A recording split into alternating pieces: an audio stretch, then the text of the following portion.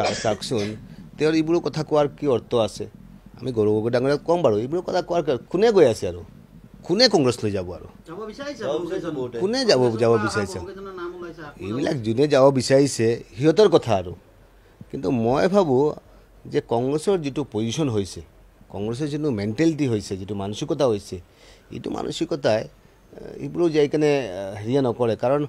কংগ্ৰেছ অফিচত গ'লে এনেকুৱা লাগে যে আমি মাদ্ৰাছাত গৈছোঁ আৰু কংগ্ৰেছ অফিচত গ'লে এনেকুৱা এটা লাগে যে কিবা আমি এটা ইস্তেমাত গৈছোঁ আৰু এনেকুৱা অৱস্থা হৈছে কাৰণ কংগ্ৰেছ অফিচত যাই কেনে হিন্দু মানুহৰ সংখ্যাটো একদম নাইকিয়া হৈ গৈ আছে আৰু এইটো কাৰণে আজিৰ দিনত যিটো পৰিৱেশ হৈছে এই পৰিৱেশত কোনে কংগ্ৰেছ কৰিব আৰু কংগ্ৰেছ কৰাৰ কোনো মানুহৰ কোনো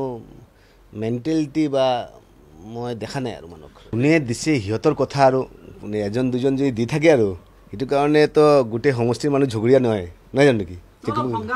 সংঘাত কোনেবা চাওক আপোনাৰ মুৰ্দাবাদ কেতিয়া দিব যেতিয়া আপোনাৰ জিন্দাবাদ থাকিব তেতিয়াই মুৰ্দাবাদ হ'ব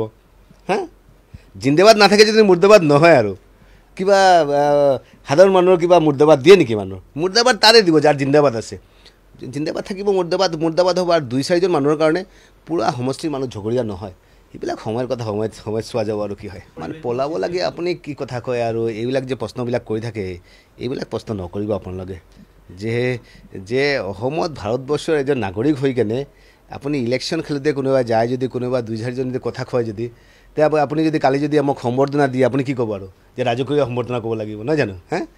পলাব লগা হৈছে যদি কালি সম্বৰ্ধনা গামোচা এখন দিয়া যদি ক'ব লাগিব যে ৰাজকীয় সম্বৰ্ধনা হৈছে আৰু তো এইবিলাক যিবিলাক আপোনালোকৰ যিবিলাক মানে কোটেশ্যন যিবিলাক আপোনালোকৰ কথা বাৰ্তা এইবিলাক কথা শুভনীয় নহয় কথাটো হৈছে কি ৰাজকীয় সম্বৰ্ধনা এইবিলাক নহয় সম্বৰ্ধনা হয় পলাব লাগে কোনোবা মুৰ্দাবাদ দিব কোনোবা জিন্দাবাদ দিব আৰু য'ত জিন্দাবাদ আছে তাতেই মুৰ্দাবাদ আছে য'ত জিন্দাবাদ নাই তাতে মুৰ্দাবাদ থাকিব নেকি